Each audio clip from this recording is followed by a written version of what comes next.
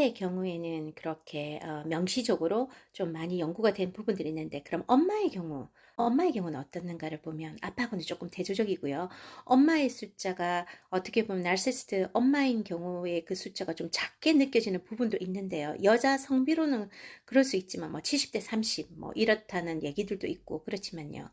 근데 엄마로서 딸에게 혹은 아들에게 주는 영향력으로 봤을 때는 엄마들의 자식을 괴롭히는 게 훨씬 더 모질고 깊고, 또 딸에게 특히 주는 악영향이 되게 많이 큰 것 같습니다. 예를 들자면 나르시시스트 엄마가 딸에게 하는 경우로 봤을 때 이런 겁니다. 예를 몇 가지 들어볼게요.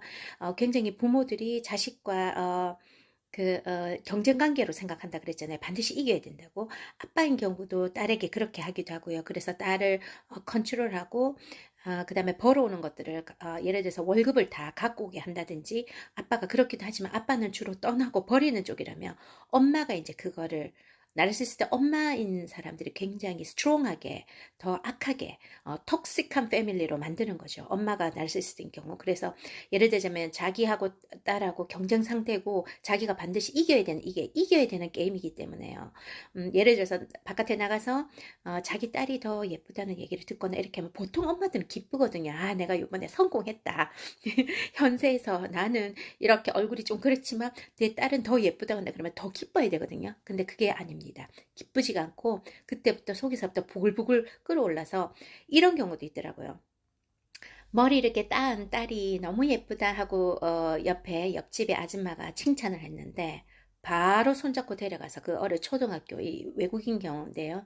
어, 가위로 이제 그거 해서 헤어드레서한테 가서 머리 뚝딱 잘라 달라고 한다던가, 아니면 옷을 예쁜 걸 입었는데 예쁘다고 딸이 뭐 이렇게 하면 내가 옛날에 이렇게 생겼어, 내가 더 예뻤어 뭐라든가, 그리고 돌아서서 이웃이나 친척이나 또 뭐 교인들이나 이런 사람들, 성당 사람들이나 이런 사람들에게 자기 딸 뒷담화를 굉장히 많이 하고 딸 친구들한테까지 그렇게 한다 하는 경우도 있었고요. 또 예를 들자면 이런 경우도 있었습니다.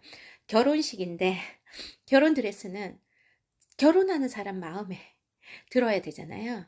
근데 엄마랑 싸움 해가지고 엄마가 아주 독하게 해서 딸을 매니플레이션해서 엄마가 보기에 좋은 드레스를 골라서 결국 울고불고 해서 그 딸에게 하게 한다든지, 벌어오는 돈은 무조건 다 보태게 하고, 그럼에도 불구하고 내가 남자라면 너 같은 여는 안 좋아할 거야. 너는 이렇게 해서 그 남자가 너를 진짜 좋아하는 게 아니라고 그렇게 깎아내린다든지, 아니면 남편 될 사람이나 파트너나 아니면 남자친구들 의 관계를 굉장히 회방을 놓는다든지, 그리고 자기가 더 어리게 보여야 된다든지, 너는 나를 이제 떠나서는 다른 사람한테 사랑 못 받는다는 걸 주입하기 위해서 이렇게 자존감을 깎아내리는 그런 나르시시스트 엄마들의 경우가 되게 많았습니다.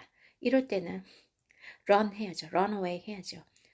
관계를 멀리 두고 관계를 어느 정도 끊어야 잃어버린 self-worth, self-esteem, self-care 이런 모든 것들을 다 회복할 수 있습니다.